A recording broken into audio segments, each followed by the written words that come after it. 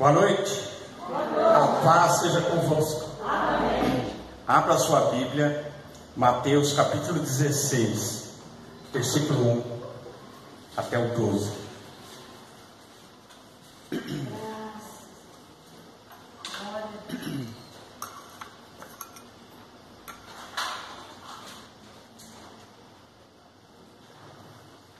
Todos acharam?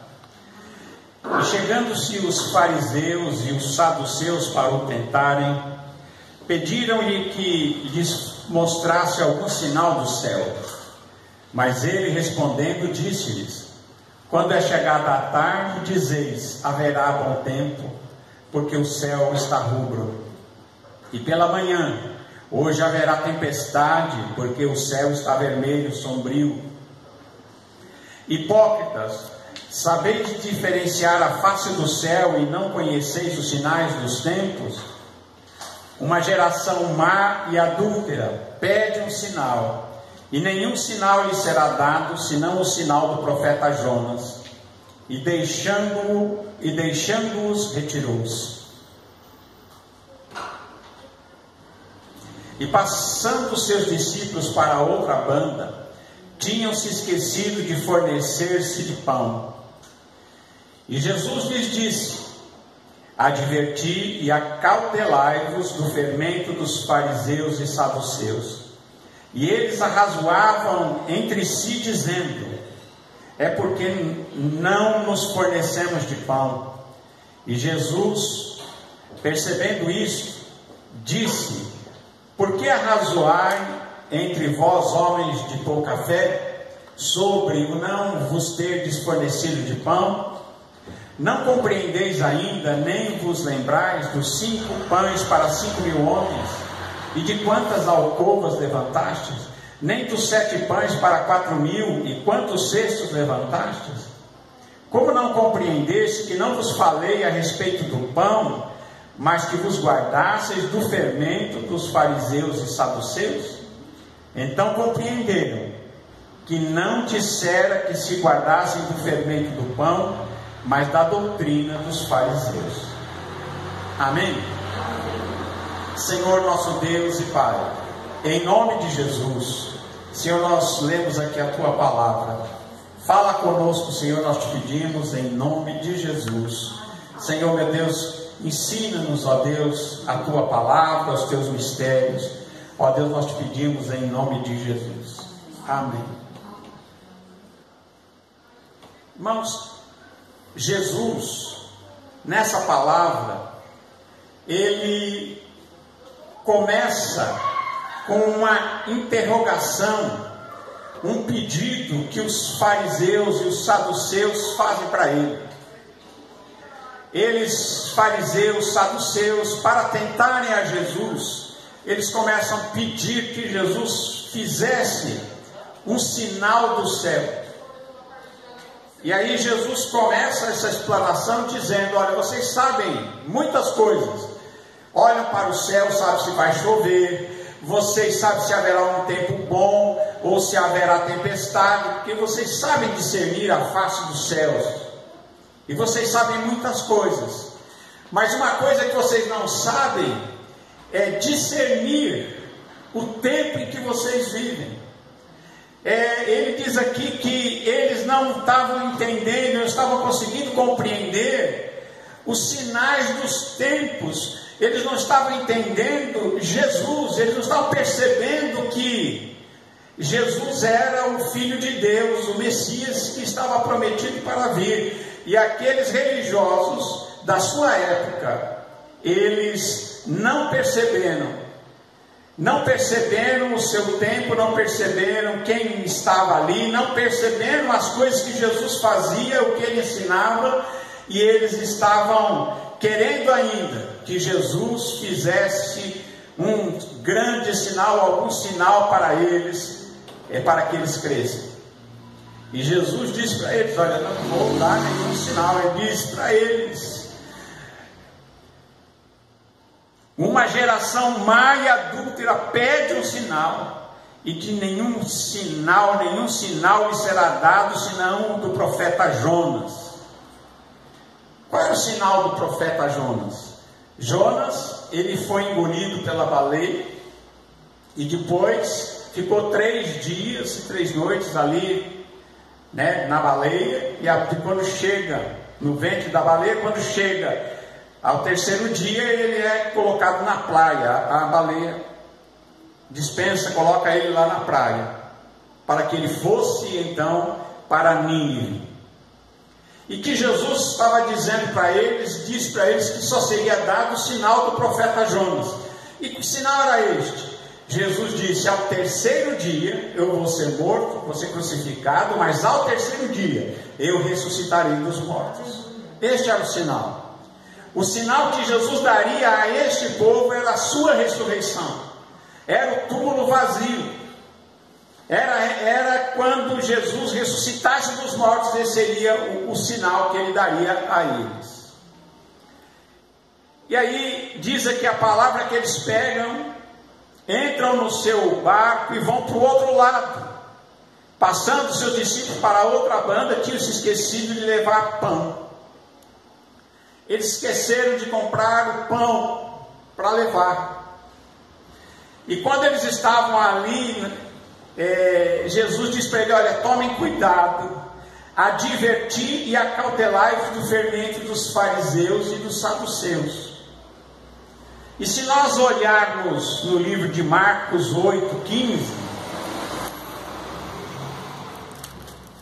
no livro de Marcos, de 8 a 15, há uma complementação. Marcos 8:15 diz assim: e ordenou-lhes dizendo: olhai e guardai-vos do fermento dos fariseus e do fermento de Herodes. Então há 3 tipos de fermento que Jesus disse para que eles tomassem cuidado e que alertassem as pessoas do perigo desse fermento. E eles achavam: a gente esqueceu de comprar pão, por isso que está falando de fermento. E Jesus disse: olha, multipliquei tantos pães para vocês, viram eu multiplicar pães para 5.000, pães para 4.000 e ainda sobrou. Então por que vocês não entendem que eu não estou falando de pão? Aí eles entenderam que Jesus estava falando a respeito do ensino, a respeito da doutrina e da maneira de viver dos religiosos da sua época. Então ele fala aqui, ele dá 3 exemplos: fariseus, saduceus e a doutrina de Herodes. Porque havia também ali entre eles os herodianos, os seguidores de Herodes, né? Ora, se nós observarmos e formos estudar um pouco sobre os fariseus, eles criam na existência do céu, na existência do inferno, a condenação eterna, a salvação eterna. Eles criam na ressurreição dos mortos. Eles criam que existiam anjos, criam que existiam demônios, criam que o homem era um espírito. Eles criam certo. Mas então, qual era o problema? Jesus, ele condenou nos fariseus a hipocrisia. O que era hipocrisia? Jesus disse que eles falavam tudo certo, estava tudo certo na crença, mas eles não viviam o que eles diziam que criam. Eles tinham uma vida externamente eles se mostravam religiosos, tementes a Deus, mas por dentro havia toda sorte de coisa ruim, que Jesus disse, uma geração hipócrita e adúltera, pede um sinal e nenhum sinal lhe será dado. Porque havia nos fariseus essa hipocrisia, esta coisa de parecer ser uma coisa e por dentro ser outra, uma coisa que mostrava o exterior, um exterior que era bonito, porém dentro estava tudo atrapalhado, estava tudo ruim lá dentro. O que Jesus quer dizer com isso? Ele quer dizer que nós temos que ser verdadeiros naquilo que nós cremos e naquilo que nós temos dentro do nosso coração. Nós não podemos ter uma religião exterior, uma religião de exterioridades para as outras pessoas verem, mas dentro de nós carregarmos algo ruim que não é aquilo que a palavra de Deus ensina. Então, os fariseus eram isso. Por isso que Jesus chamou a eles de sepulcros caiados. Por que sepulcro caiado? Porque por fora estava tudo bonito, pintadinho, mas dentro estava cheio de podridão. Então ele comparou os fariseus, embora eles crescem no que era certo, eles tinham um ensino certo, ao ponto de Jesus chegar a dizer: façam tudo o que eles mandarem, mas não façam o que eles fazem. Façam o que eles falam, mas não façam o que eles fazem, porque eles falam, mas não fazem. Então Jesus, ele mostrou aí nessa sua palavra cuidado, advertir, ou seja, ensine as pessoas a respeito disso. Alguém vai dizer: mas fariseu, saduceu e herodiano, esse é um negócio que estava lá no passado, nem existe mais, não é verdade? Grande engano. O princípio ainda existe, e ainda Jesus diz que a gente tem que tomar cuidado. Nós temos que tomar cuidado com aquilo que parece ser, mas não é. Nós temos que ser realmente verdadeiros. Jesus disse que eles limpavam por fora do copo, mas o interior do copo estava sujo. Então, entre os fariseus, o fariseu representa aquele que por fora ele é uma coisa boa, ele mostra aquilo que é bom, mas por dentro ele não tem uma equivalência daquilo que ele mostra exteriormente. Por dentro é outra coisa. Amém? E Jesus disse: olha, ensinem para que as pessoas tomem cuidado com isso. E vocês tomem cuidado, vocês advirtam as pessoas e tomem cuidado, porque este fermento, essa doutrina farisaica, ela é um perigo. Pode levar a pessoa a dizer: não, mas eu tenho a minha religião, eu tenho a minha religião, tenho a minha fé, mas na verdade aquilo é só uma religião de exterioridades. E Jesus quer que nós sejamos nascidos como meninos nascidos de novo. Alguém que é sarado de dentro para fora, que realmente Deus veio e habita dentro de nós, e nós temos dentro de nós o amor de Deus. A palavra de Deus, ela transforma o nosso interior. Farisaísmo é aquilo que é só uma aparência exterior, e Jesus diz: tome cuidado, porque isso é caminho de perdição. Nós temos que ser verdadeiros. Amém? E aí Jesus fala também a respeito dos saduceus. Os saduceus não acreditavam na existência do Espírito. Eles não acreditavam que havia anjo nem demônio, não acreditavam na ressurreição, na vida eterna. Eles não acreditavam em nada espiritual. Ora, se eles não criam, então, porque qual era o fundamento da religião deles?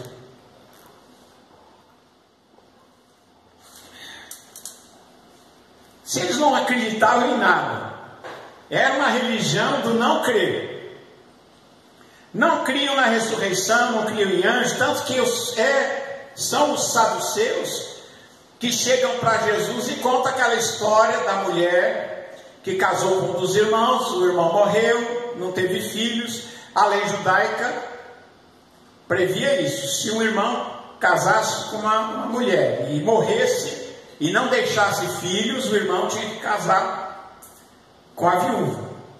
Por que eles faziam isso? Era uma maneira, porque não tinha INSS, né? Não tinha aposentadoria, não tinha, então era uma segurança, para trazer segurança para a mulher. Então, se um irmão morresse, não tivesse descendência, o seu irmão casaria com ela. Porém, eles vêm com a história para Jesus, fictícia, é claro, querendo colocar Jesus a respeito da ressurreição, dizendo que não tem ressurreição. Ele fala, bom, aí o irmão casou com a mulher e depois morreu. Aí o outro irmão casou com a mulher e morreu também. Aí veio o terceiro, o quarto, o quinto, o sexto, o sétimo, todos casaram com ela e todos morreram. E por último morreu também a mulher. Aí veio aquela pergunta que dizia, bom, então de qual deles ela vai ser esposa quando ressuscitar? Porque ela foi esposa do sétimo. É claro que eles trouxeram uma história inventada, né? É muita tragédia para uma pessoa só. Mas Jesus disse para eles: errais não conhecendo as Escrituras e nem o poder de Deus, porque na ressurreição não vai ser assim, porque eles não acreditavam em ressurreição.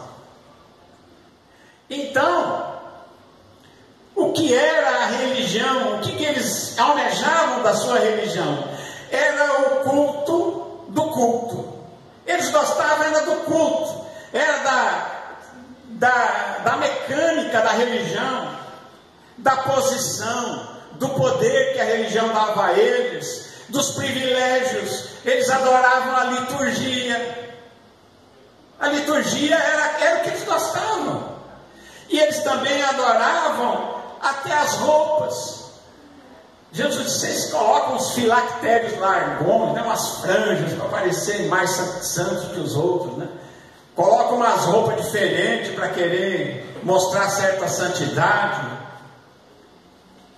né? É a religião da roupa, é a religião da liturgia, do que se fazia no culto, da festa, o culto do culto, mas o resto eles não criam em nada. E então eles gostavam dos privilégios, porque eles, se dizendo religiosos, eles tinham certos privilégios com o governo, tinham privilégios na sociedade, mas no fundo eles não acreditavam em nada. Que tragédia, não é?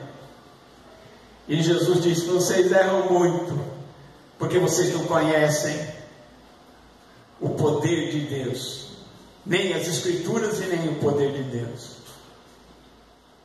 E hoje em dia, se a gente não tomar cuidado, tem pessoas que podem entrar neste caminho, porque gostam do evento em si, do movimento que se faz. E as pessoas vão e se entusiasmam com a liturgia, com o movimento, com aquilo que se faz, e aí então eles acham que isso basta. Mas Jesus diz: tome cuidado, porque na verdade tem que haver aquele que não nascer de novo não pode entrar no reino dos céus. É necessário nascer de novo, ser nova criatura em Cristo Jesus.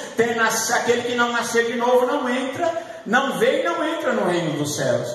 Então Jesus disse que realmente o que eles faziam, esta coisa de se focar na mecânica do culto e na liturgia e na posição e no cargo de poder. Tem muita gente que fica deslumbrado: não, eu sou bispo, eu sou pastor, eu sou bispo, eu sou apóstolo, patriarca, sei lá, não é? Tem uns negócios novos, hein? Patriarca. Irmãos, isso tudo não é importante.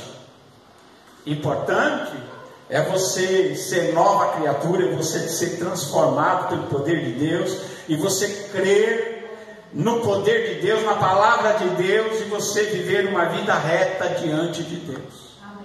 Amém? Amém? Cuidado com a doutrina do Herodes. É o que ele disse lá em Marcos 8,15. A doutrina do Herodes.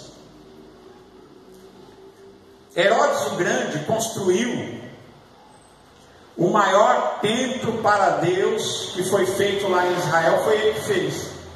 O templo de Salomão, ele era pequeno, perto do templo que foi construído por Herodes o Grande. E alguém pode dizer, olha, eu construí isso, construí aquilo. E Herodes podia dizer, eu construí a melhor casa para Deus. E alguém pode dizer, esse homem era religioso? Sim, era religioso. Era capaz de fazer obras grandiosas para Deus, construções enormes, o maior templo, mais bonito, ao ponto de que os discípulos, ao entrarem no templo, diziam para Jesus, mestre, olha que estrutura, que templo, que pedras, que coisa maravilhosa. E Jesus olhou para eles, balançou a cabeça e disse, não vai ficar pedra sobre pedra que não seja derrubada. Porque Jesus disse, isso vai cair, é tudo. No ano 70 cumpriu-se a palavra de Jesus e o templo foi totalmente demolido. Não ficou uma pedra sobre a outra que não fosse derrubada, como Jesus falou. Então Herodes, ele tinha essa capacidade de fazer grandes coisas para Deus, construir em pedra, fazer grandes construções, e ele podia dizer no seu coração, eu estou bem porque eu construí tantas coisas para Deus, e se a gente não tomar cuidado, né? Alguém pode dizer, mas eu fiz igreja aqui, fiz igreja lá, fiz igreja em tal cidade, comprei terreno aqui, comprei terreno lá, e eu não nessa conversa. Comprei isso, comprei aquilo. Tá bom, mas Deus não se impressiona muito com essas coisas. Deus quer que você seja uma nova criatura. Agora Herodes, apesar de ter esta fé para construir grandes coisas, ele era obcecado pelo poder. O que era a coisa mais importante na vida para o Herodes era o poder, era ele se manter no poder, era ele estar por cima, era ele poder mandar nos outros, era ele poder ter o controle. E esta sede de poder e de controle, Jesus disse, tome cuidado, porque isso pode roubar a alma. A pessoa ganha o mundo todo e perde a alma. E Jesus disse que adianta ganhar o mundo todo se perder a alma. Que adianta ganhar o mundo todo, ter todo o poder, todo o domínio, dominar sobre muita gente, destruir os seus adversários. E Herodes tinha isso. Se ele soubesse que alguém poderia representar perigo para a sua posição de poder, ele mandava matar. Até familiares de Herodes, os próprios familiares dele, ele mandava matar. Porque ele queria permanecer no poder a qualquer custo. E se tem uma coisa que é um perigo, Jesus diz, tome cuidado com isso, é a pessoa ser dominado pelo poder. Ser dominado pela posse do poder. É por isso que diz, poder completo, corrupção completa. E Jesus diz, tome cuidado, porque Herodes, apesar de fazer essa grande construção para Deus, o poder corrompeu a sua alma. Então Jesus diz, tome cuidado com isso. Amém? Amém. Então que nós possamos assim pensar nisso que Jesus disse, né? Tomem cuidado, acautelai-vos do fermento dos fariseus, dos saduceus e de Herodes. Amém? Isso pode acontecer hoje em dia? Pode. As mesmas coisas que aconteciam, a mesma coisa pode acontecer hoje. A mesma doença, o mesmo fermento que acometia os fariseus, os saduceus e o Herodes, pode ser um perigo nesse tempo presente. Para nós, os fariseus, os saduceus e Herodes são simples exemplos. Mas, se nós formos analisar o que aconteceu com cada um desses grupos, nós vamos ver que isso é um perigo atual, é a coisa muito perigosa e que nos leva a sermos diante de Deus verdadeiros, sermos diante de Deus convertidos, né? Jesus disse: se vocês não se converterem, não se tornarem como crianças, não entrarão no reino dos céus. Nós temos que ter um coração convertido, nascer de novo. Ele disse para Nicodemos: Nicodemos, é necessário nascer de novo. Quem não nascer de novo não pode ver o reino de Deus. Quem não nascer de novo não pode entrar no reino de Deus. Irmãos, e quando nós pensamos, alguém pensa em religião, tem que pensar em ir para o céu, tem que chegar lá, tem que vencer. Não adianta nós simplesmente nos perdemos em algum desses caminhos aqui, no caminho dos fariseus, ou dos saduceus, ou do Herodes. Mas nós temos que entrar pelo caminho verdadeiro, que é o Senhor Jesus. Ele disse: eu sou o caminho, a verdade e a vida. Ninguém vem ao Pai senão por mim. Ele é o caminho, Jesus é o caminho, a verdade e a vida.